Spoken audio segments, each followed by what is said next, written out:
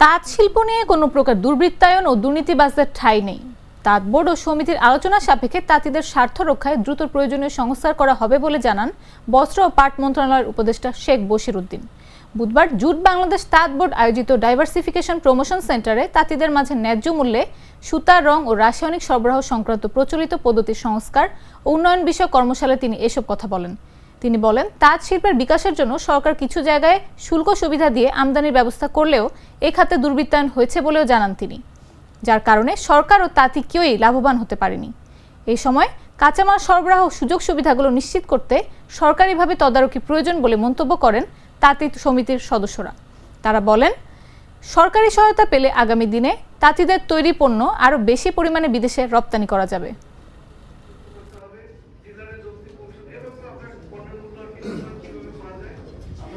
আমাদের উৎপাদনশীলতা না পারে, আমি যদি শ্রম মূল্যের অতিরিক্ত তৈরি করতে না পারি, তাহলে আমি আমার এই পরিশ্রমটা বিফলে যাবে।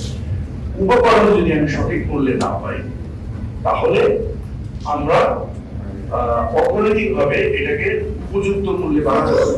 তো সরকারের পক্ষ থেকে এই প্রত্যেকটা অংশে আমরা অংশগ্রহণ করতে চাই। আমাদের যে আবহমান কালে যে জাতি সমাজ যে কাজ করে আসছে এবং এরা যে একটা দৈন জীবনের মধ্যে যারা প্রান্তিক।